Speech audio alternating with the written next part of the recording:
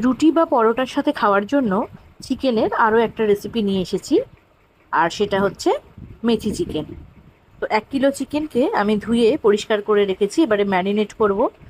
প্রথমে দিলাম নুন, হলুদ গুঁড়ো আর গোলমরিচ গুঁড়ো। এবারে আরও একে একে কাসুরি মেথি যে পাতা হয় সেই পাতা দিয়ে দিলাম, কাঁচা লঙ্কা দিলাম, আর রসুন বাটা 2 চামচ দিচ্ছি, আদা বাটা 2 চামচ দিলাম, আর দেব 200 গ্রামের মতো টক দই। এখানে বলে রাখি, কাসুরি মেথির যে পাতাটা আমি এখানে দিলাম সেটা কিন্তু রোস্টেড নয়। তো সেটাকে দিয়ে এবারে সব উপকরণের সাথে চিকেনটাকে ভালো করে মাখিয়ে নেব। আর ম্যারিনেশনের জন্য আমার এখানে 1 ঘন্টা রাখতে হবে চিকেনটাকে, কারণ যত বেশি ম্যারিনেশনটা হবে ভালো, চিকেনটা কিন্তু তত সফট হয়ে যায় এবং তাড়াতাড়ি রান্নাটাও হয়ে যায়। তো সেই জন্য এটাকে ভালো করে মাখিয়ে আমি 1 ঘন্টা ঢাকা দিয়ে রেখে দেব। 1 ঘন্টা পর রিফাইন্ড অয়েলে একটু গোটা গরম মশলা দিলাম, আর দেব পেঁয়াজ কুচোনো। পেঁয়াজটাকে খুব মিহি মিহি করে কুচিয়েছি, আর এখানে আমি 4টে পেঁয়াজ নিয়েছি। তো পেঁয়াজটাকে এবার একটু লাল লাল করে ভেজে দিতে হবে। পেঁয়াজটা যখন একটু হালকা বাদামি কালার এসে যাবে, তখন এর মধ্যে পরবর্তী যে উপকরণগুলো সেগুলোও দিতে থাকবো। তো দেখুন পেঁয়াজটা কিন্তু ভাজা হয়ে গেছে, একদম ব্রাউন হয়ে গেছে। এবারে এখানে 2টো টমেটো কুচিয়ে রেখেছিলাম, সেই টমেটো 2টো এখানে দিয়ে দিলাম। টমেটো দেওয়ার সাথে সাথে কিন্তু একটু জল ছাড়তে আরম্ভ করবে, আর পেঁয়াজটাও কিন্তু সেদ্ধ হয়ে যাবে। একটু ধনে গুঁড়ো দিলাম, আর কাশ্মীরি রেড চিলি পাউডার দিচ্ছি কালারের জন্য, আর জিরে গুঁড়ো দিলাম। যেহেতু ম্যারিনেশনের সময় কাঁচা লঙ্কা অনেকটাই দিয়েছিলাম, সেই জন্য ঝাল লঙ্কার গুঁড়ো আমি এখানে দিচ্ছি না। আপনারা যদি খেতে চান তো একটু ঝাল লঙ্কার গুঁড়ো এখানে দিতে পারেন। তো মশলাগুলোকে ভালো করে কষিয়ে নিয়ে এর মধ্যে এবারে ম্যারিনেট করা চিকেনগুলোকে আস্তে আস্তে দিয়ে দিচ্ছি। চিকেনগুলোকে দিয়েও এগুলোকে ভালো করে মিশিয়ে নিতে হবে এবং ঢাকা দিয়ে লো ফ্লেমে বেশ কিছুক্ষণ কষিয়ে নিতে হবে, প্রায় 15 থেকে 20 মিনিট। দেখুন কালারটা কিন্তু অলরেডি এসে গেছে, যেহেতু এখানে কাশ্মীরি রেড চিলি পাউডার ব্যবহার করা হয়েছে সেই জন্যই কালারটা এসছে। আর 5 থেকে 10 মিনিট কষানোর পরই এরকম মশলা থেকে তেল ছেড়ে আসবে, তখনই বুঝতে হবে রান্নাটা অলমোস্ট হয়ে গেছে।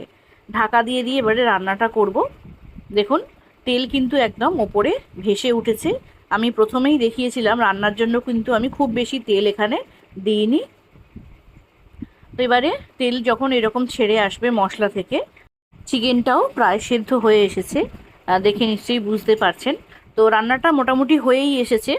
যদি রুটি বা পরোটার সাথে খেতে চান তাহলে কিন্তু এখানে আর জল দেওয়ার দরকার নেই। আমি এখনও পর্যন্ত কিন্তু রান্নায় জল দিইনি। টক দই, টমেটো এই সমস্ত থেকেই যে জলটা ছিল তাতেই কিন্তু রান্নাটা হয়েছে। আর যদি রুটি বা পরোটার সাথে খেতে চান তাহলে কিন্তু আর জল দেওয়ার দরকারও পড়বে না, যে গ্রেভিটা রয়েছে তাতেই হয়ে যাবে।